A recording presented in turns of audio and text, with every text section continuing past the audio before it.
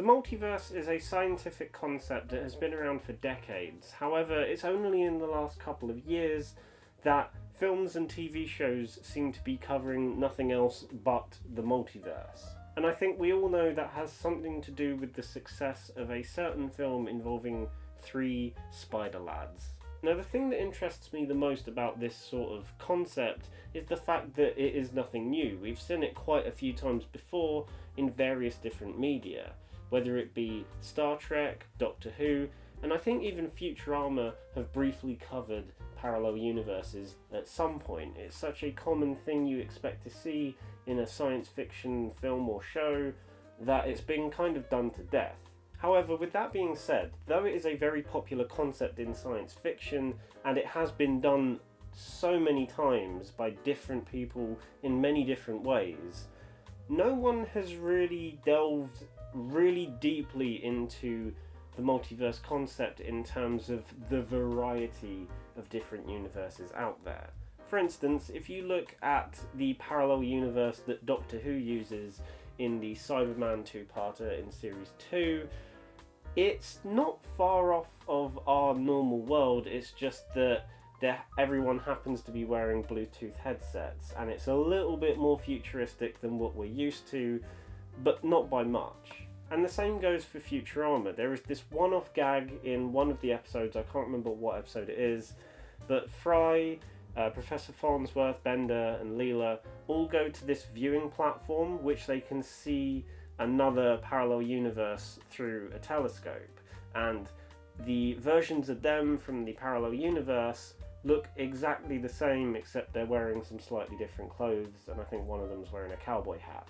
So I think you can see from my examples there is that despite that concept of parallel universes and, alternate versions of yourself, having that been done many times before, no one's really taken that concept and ran with it in terms of what the true potential of the multiverse could have for a storytelling means. Because having that concept work for your story has near endless possibilities with what universes you could show. You could show some really crazy stuff, yet a lot of filmmakers or just storytellers over the years tend to play it safe and go, oh, this universe is slightly different to the one that we already know, but there isn't much that really sets it apart besides a couple of things. Which is when we get to the thing I wanted to properly talk about in this video. There are 2 films currently out in cinemas that both are tackling the multiverse in very different ways. One is Doctor Strange in the Multiverse of Madness, and the other one is Everything Everywhere All at Once. Now, originally I was just going to do a video on Doctor Strange 2, but after seeing Everything Everywhere All at Once, I wanted to do a video talking about just the concept in general and how both of these films tackle that concept in pretty different ways. So, I, like a lot of people, were very excited for Doctor Strange in the Multiverse of Madness. I really liked the first one, but the selling point for this sequel, and I think a lot of people will agree with me, was the fact that Sam Raimi was attached to direct. I absolutely loved the Spider-Man trilogy that he did, and I am also a massive fan of how he directed the Evil Dead films. I think personally, the best aspect of all 3 of the Evil Dead films that he made is the visuals of those films. The way it's directed, the way it's shot, and how unique they are in presenting such horrific things. Which is why I was very excited to see Multiverse of Madness, not just because it is Sam Raimi's first film in almost 10 years, but also it is the MCU's first proper delve into horror, and the fact that Sam Raimi is the one leading that has me more excited than ever, because whenever this guy does a horror film, he does a horror film. Like, it is his, and he makes it his own. Now, for those of you wondering, yes, I did enjoy Doctor Strange in the Multiverse of Madness. I think there were a few things here and there that held it back from being truly great, but for the most part I had an absolute blast with it. And the best thing about the film is Sam Raimi's direction. When he is in full control of scenes or certain parts of the film, you can tell it is him. For example, there is this one shot that is ingrained in my head of Rachel McAdams' character being attacked by this demon sort of thing. And any other director would have probably cut between a wide shot and some close-ups and, just quick cut between the two. But Sam Raimi, God bless this man, chooses to go with a POV shot from the demon's perspective. There were many shots and transitions that put a massive smile on my face purely because I knew they were Sam Raimi doing what he does best. However, there are a couple of times throughout the film where Sam Raimi's vision and his unique visual style do feel like they get a bit sidelined for typical MCU things. And a lot of people have pointed out the second act of the film as an example of this, and to an extent I would agree. However, I do like how the film kind of subverts it a little bit. Just when you think it's going to go into typical MCU territory with cameos you weren't expecting or setting up things that aren't going to develop for another 3 or 4 films, the film then kind of goes, actually, no, and then subverts your entire expectations by, I don't want to get too specific because I'm trying to avoid spoilers, but let's just say a bloodbath ensues. However, going back to the whole multiverse aspect of the film, you would expect a film called Doctor Strange in the Multiverse of Madness to really, go for it in terms of what sort of universes you see and the visual style of stuff. And even though Sam Raimi's visual style is prevalent in the film, in terms of really going mental with the sorts of parallel universes you see, it's really just kind of excluded to a quick little moment. There is this very brief moment, and don't worry for spoilers because this is in the trailers as far as I'm aware. There is a moment near the start of the film where America Chavez and Doctor Strange fall through a variety of different universes. They fall through a prehistoric one, they fall through what looks like Minority Report, and they also fall through a universe that is entirely made up of paint. Everything is paint, even them. And in terms of variety of multiverses, that's about as much as you get. The ones that they mainly focus on in the film happen to be this slightly futuristic version of New York, and then one that looks a bit like a desolate hellscape wasteland. That's it. They're just 2 different variations of the same location that the film started in, which again goes back to that main criticism that I kind of have whenever previous sci-fi films or TV shows have tackled multiverse concepts. However, if we now turn our attention to Everything Everywhere All at Once, this is probably the best example of telling a story that properly utilizes the multiverse as a storytelling technique, but also properly gets across the variety of things you can do with a multiverse setting. Now, I'm just going to say this out of the gate. I agree with everyone else. This is probably my favourite film of the year so far, purely because it literally gives you everything. And that's not just a pun from the title of the film, it gives you a bit of everything.